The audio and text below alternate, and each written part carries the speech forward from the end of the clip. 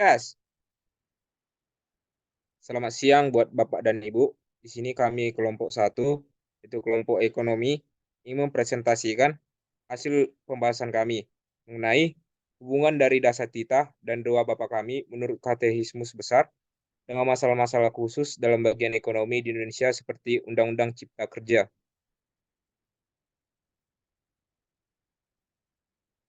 Yang pertama itu adalah bagian tentang dasar titah akan dijelaskan oleh teman saya.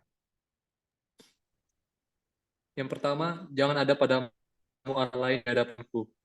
Kita mesti percaya kepada Allah saja, memandang kepada Dia saja, dan mengharapkan hal-hal yang baik dari Dia saja. Sebab Dialah memberi kita tubuh, nyawa, makanan, minuman, kesehatan, perlindungan, damai, dan apa saja yang kita butuhkan dalam hidup ini ataupun nanti. Dia juga melindungi kita dari keadaan yang tidak menguntungkan, menyelamatkan dan mengulurkan tangan untuk menolong kita tatkala kesukaran menimpa kita. Jadi hanya Allah, seperti yang kukatakan, satu-satunya sumber segala yang baik yang kita terima, dan Dialah yang melepaskan kita dari segala yang jahat. Hubungan lainnya dengan ekonomi adalah manusia kerap kali lupa dengan ibadahnya, dan mulai menuhankan uang. Memang segalanya butuh uang, namun uang bukanlah segalanya. Dan manusia seringkali salah mengartikan dan menganggap segala-galanya adalah tentang uang. Dengan anggapan seperti inilah yang menunjukkan bahwa manusia menuhankan uang. Dan selanjutnya yaitu jangan menyebut nama Tuhan Allahmu dengan sembarangan. Menyalahgunakan nama Allah berarti menyebutkan Allah dengan cara apapun untuk mendukung dusta dan kesalahan apapun. Dengan begitu, yang dituntut firman ini adalah agar kita tidak memakai nama Allah dengan cara yang salah dan membiarkan mulut kita mengucapkannya. Padahal kita sudah tahu atau seharusnya tahu bahwa kenyataan berbeda dengan apa yang kita buat dengan sengaja. Dalam hal etika ekonomi, hal ini dapat dikaitkan dengan tindakan di mana seseorang dapat mengutuk Tuhan ketika orang tersebut berada di keadaan yang sulit dalam hal ekonomi di kehidupannya. Yang ketiga, ingatlah dan kuduskanlah hari libur Allah. Sesungguhnya kita orang Kristen harus menjadikan setiap hari sebagai hari kudus. Seperti ini dan hanya melakukan hal-hal yang kudus, yakni menggunakan waktu setiap hari dengan firman Allah dan membawanya serta kita dalam hati dan ucapan kita katakan. Karena tidak semua kita memiliki waktu dan saat luang. Kita kita pakai beberapa jam kaum muda dan paling sedikit satu hari orang banyak secara keseluruhan. Pada saat itulah kita dapat menggunakan waktu semata untuk firman Allah dan mematikan khususnya ke 10 firman. Namun seperti yang kita jangan hanya karena status ekonomi kita yang rendah, kita menjadi lupa untuk menguduskan hari Sabat dengan cara kita bekerja agar ekonomi dapat tercukupi.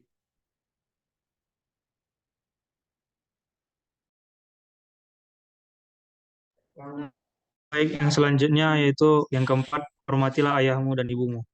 Di sini menjelaskan memuliakan ayah dan ibu serta mematuhi penguasa dan aturan yang sah.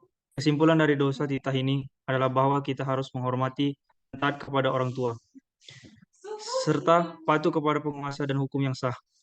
Hal ini adalah suatu kewajiban moral dan agama yang penting dalam kehidupan kita sebagai umat manusia. Kita harus menghormati orang tua kita karena mereka telah memberikan kita kehidupan dan memberikan kita cinta, perhatian, dan dukungan selama bertahun-tahun. Kita juga harus patuh kepada penguasa dan hukum yang sah karena ini merupakan salah satu cara untuk menjaga ketertiban dan keadilan dalam masyarakat.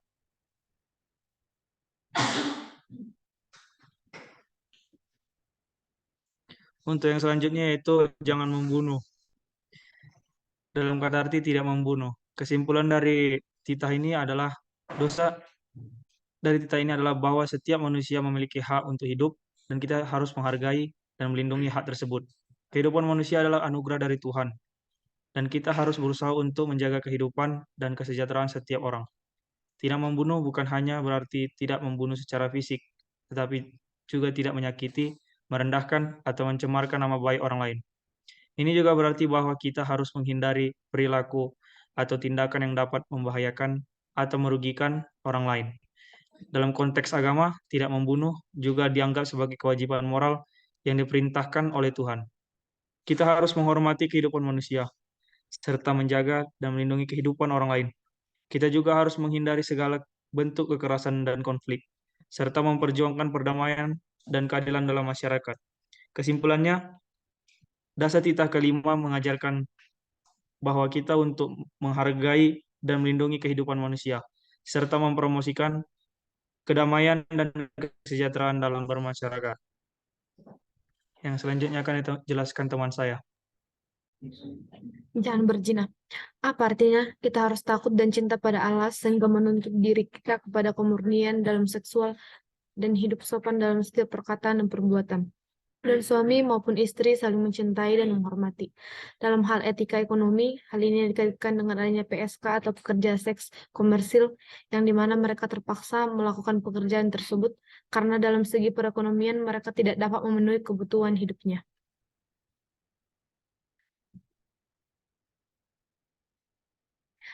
Titah yang ketujuh yaitu titah tersebut mengajarkan kita untuk tidak mengambil hak yang bukan bagian kita. Seperti contoh di dalam kehidupan sehari-hari adalah korupsi. Banyak pejabat-pejabat melakukan korupsi saat menangani suatu pekerjaan dalam infrastruktur. Ketika pejabat melakukan korupsi dalam membuat dampak buruk yang sangat besar pada kehidupan sehari-hari terlebih fokusnya pada infrastruktur. Dampaknya yaitu dana yang akan dialokasikan ke infrastruktur berkurang sehingga dapat membuat kualitas infrastruktur menjadi buruk. Dari kasus ini adalah salah satu contoh titah jangan mencuri dan hal ini tidak dikehendaki Tuhan. Selanjutnya akan dijelaskan oleh teman saya. Titah yang ke-8, jangan mengucap saksi dusta tentang sesamamu. Mengajarkan tentang pentingnya menjunjung tinggi martabat manusia dan menghormati hak-haknya. Hal ini berkaitan dengan nilai-nilai sosial yang harus dijunjung tinggi dalam kehidupan bermasyarakat dan berbangsa, terutama dalam konteks ekonomi. Kesimpulan dari titah ke-8 yaitu bahwa semua manusia tanpa terkecuali memiliki martabat yang sama dan hak-hak yang sama. Oleh karena itu, kita harus memperlakukan orang lain dengan adil dan menghormati hak-haknya, terutama dalam konteks ekonomi seperti hak atas pekerjaan yang layak, hak atas upah yang adil, dan hak atas kesejahteraan. Selain itu, titah ke-8 juga mengajarkan bahwa keadilan sosial harus diterapkan dalam segala aspek kehidupan, termasuk dalam ekonomi. Keadilan sosial berarti memberikan kesempatan yang sama bagi semua orang untuk memperoleh manfaat dari pembangunan ekonomi, sehingga tidak terjadi ketimpangan sosial yang dalam konteks Indonesia. Nilai titah ke-8 dapat diaplikasi dalam berbagai isu ekonomi seperti pemerataan pembangunan, perlindungan hak pekerja, subsidi BBM yang tepat sasaran, serta sistem pajak dan keuangan yang adil. Dengan menerapkan nilai-nilai ini, diharapkan tercipta sistem ekonomi yang lebih adil dan berkelanjutan bagi seluruh masyarakat. Selanjutnya akan dijelaskan oleh teman saya.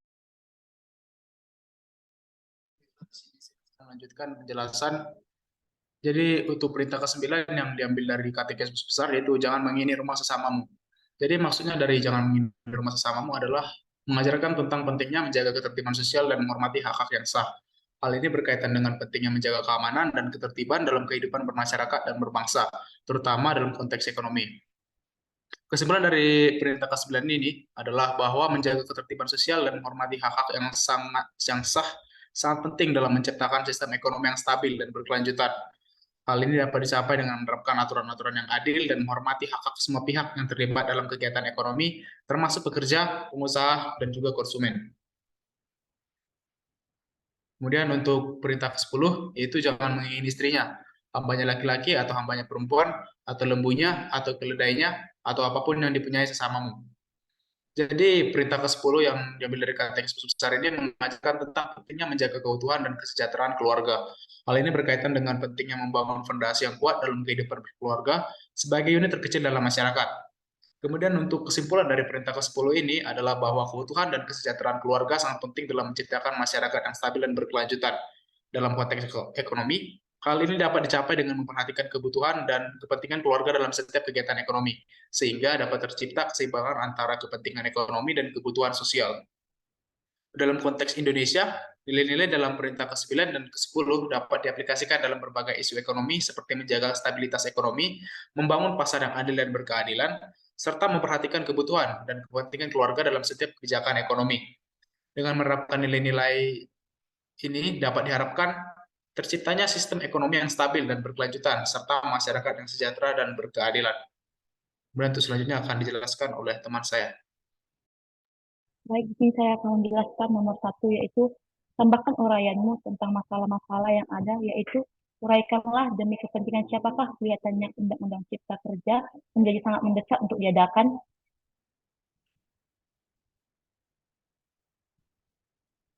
Undang-Undang Cipta Kerja atau UU Cipta Kerja diadakan untuk kepentingan pemerintah dan dunia usaha dengan tujuan untuk meningkatkan daya saing ekonomi Indonesia dan mempercepat pertumbuhan ekonomi melalui reformasi, regulasi, dan investasi.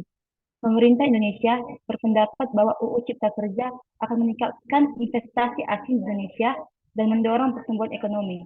Sedangkan bagi dunia usaha, UU Cipta Kerja diharapkan dapat memberikan kemudahan dalam pengurus perizinan, mengurangi birokrasi, dan memberikan perlindungan hukum yang lebih baik terhadap mereka di Indonesia. Namun di sisi lain, banyak kalangan mengkritik UU Cipta Kerja karena dianggap mengabaikan kepentingan pekerja. Beberapa pasal dalam Undang-Undang Cipta Kerja dikritik karena dinilai merugikan pekerja, seperti perubahan dalam pengaturan upah, jaminan sosial, dan hubungan industrial yang dianggap menguntungkan perusahaan daripada pekerja. Oleh karena itu, Undang-Undang Cipta Kerja menjadi sangat kontroversial dalam memicu banyak protes dan aksi demonstrasi dari berbagai kalangan masyarakat, termasuk buruh, mahasiswa, dan aktivis hak asasi manusia yang menuntut penarikan undang-undang tersebut atau revisi terhadap pasal-pasal yang dianggap merugikan pekerja. Selanjutnya akan dijelaskan oleh teman saya.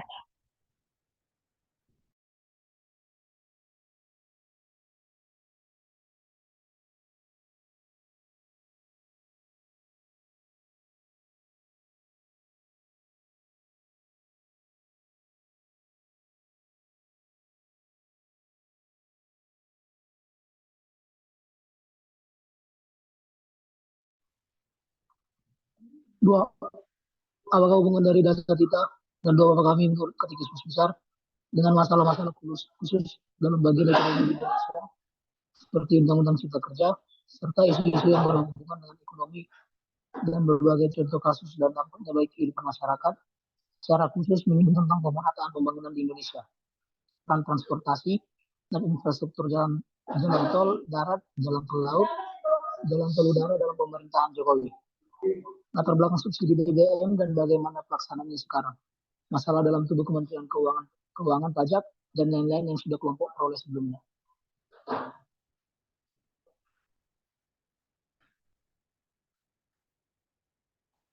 Secara umum, katekismus besar menekankan pentingnya keadilan sosial dan pemerataan pembangunan bagi berlangsungnya kehidupan manusia.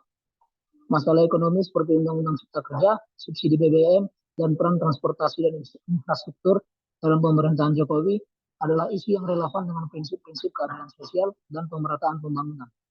Dalam konteks Undang-Undang Cipta Kerja, gereja menekankan pentingnya hak buruh dan upah yang layak bagi pekerja. Gereja juga menekankan perlunya perlindungan bagi kelompok rentan seperti buruh migran dan perempuan pekerja.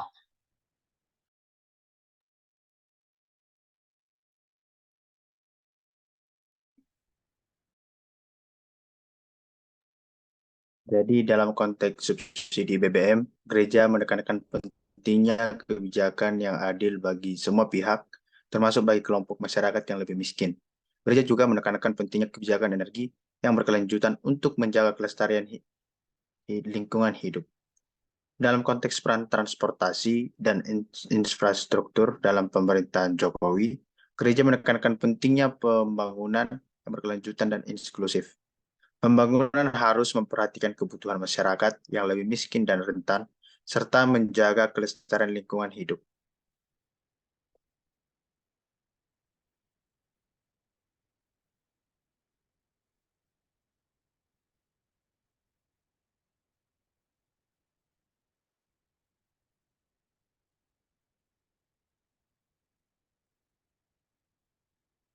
Untuk saat selanjutnya bisa dimunculkan.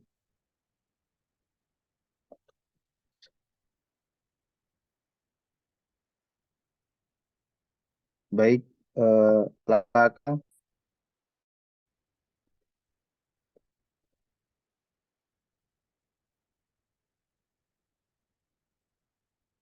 Jadi latar belakang subsidi BBM dan pelaksanaannya sekarang adalah masalah yang kompleks dan memerlukan analisis yang mendalam. Namun, gereja menekankan pentingnya kebijakan yang adil dan berkelanjutan bagi semua pihak.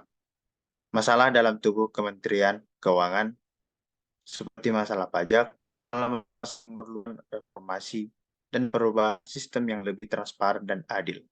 Gereja menekankan pentingnya kebijakan yang adil bagi semua pihak, termasuk dalam hal pembayaran pajak. Secara keseluruhan, Katekismus Besar menekankan pentingnya keadilan sosial dan pemerataan pembangunan bagi keberlangsungan kehidupan manusia. Gereja juga menekankan pentingnya kebijakan yang adil dan berkelanjutan bagi semua pihak dalam konteks masalah-masalah ekonomi di Indonesia.